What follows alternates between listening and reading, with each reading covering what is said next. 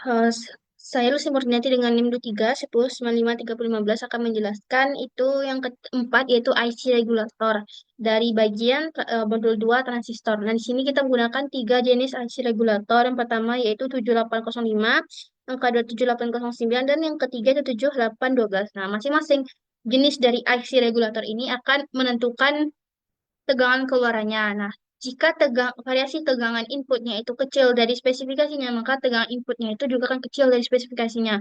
Tegangan keluarannya akan kecil dari spesifikasinya.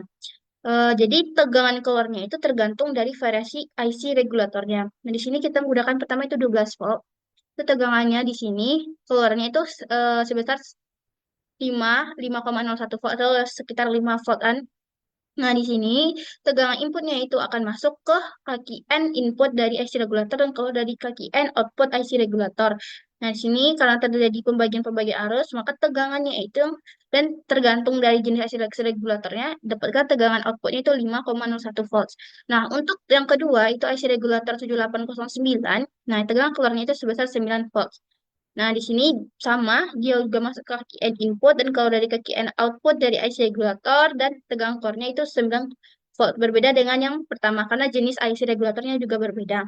Kemudian itu yang ketiga, itu IC regulator yang 7812, dengan tegangan inputnya itu 12 volt, dan tegangan keluarnya itu 10,8 volt, atau akan mendekati 12 volt gitu masuk ke kaki N input, keluar dari kaki N output, dan terjadi pembagian-pembagian arus sehingga tegangan akhirnya itu tegangan keluarnya itu 10,8 volts dan masuk ke yang arus yang keluar dari IC regulator itu masuk ke R3 langsung ke ground. Begitu juga dengan IC regulator yang dua di atas. Sekian, terima kasih. Assalamualaikum warahmatullahi wabarakatuh.